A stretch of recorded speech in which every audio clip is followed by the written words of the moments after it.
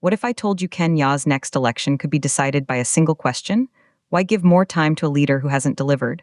This is Kenya News Update today. Coming up, you'll discover the explosive claims from opposition leaders about President Ruto's broken promises and the high-stakes battle for 2027 that could bring back the Kenyatta era. The opposition is making a bold move. They're not just campaigning. They're declaring that a second term for William Ruto would be a disaster for Kenya.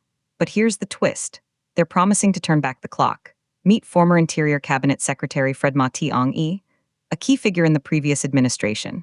On Sunday, February 8, at a church service in Nyandarua, he dropped a political bombshell.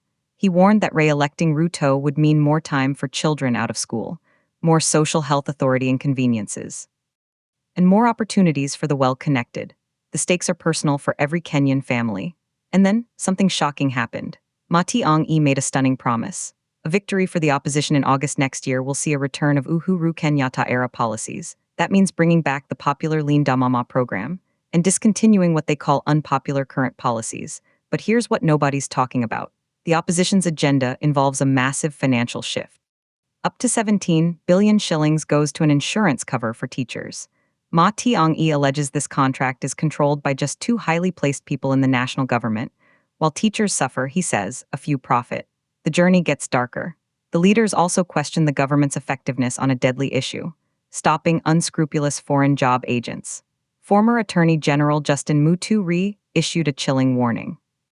The lack of clear communication leaves Kenyans vulnerable to recruitment into the Russian army fighting in Ukraine. At least 3 Kenyans have already died on the front lines. For how long will parents continue suffering? Muturi asked. You cannot continue donating Kenyans like commodities. This accusation strikes at the heart of the government's Kazi Maju labor export program, which aims for billions in remittances. Here's the part that will blow your mind. The opposition is framing the 2027 election not as a choice between two futures, but as a choice between the future and the past. They are promising stability by reviving old policies. They pledge to transfer teachers and police from the SHA to a comprehensive medical cover. And they promise reforms to stabilize turbulent sectors. The implications are massive. This sets up 2027 as a referendum on Ruto's first term and a potential revival of the Kenyatta legacy. Some see this as a necessary correction. Others see it as a dangerous step backwards. The controversy is clear. Is the solution to current problems found in the policies of the past? The opposition says yes. The government would surely say no. This leaves every voter with an unanswered question. Do you trust the current path, or do you want to go back?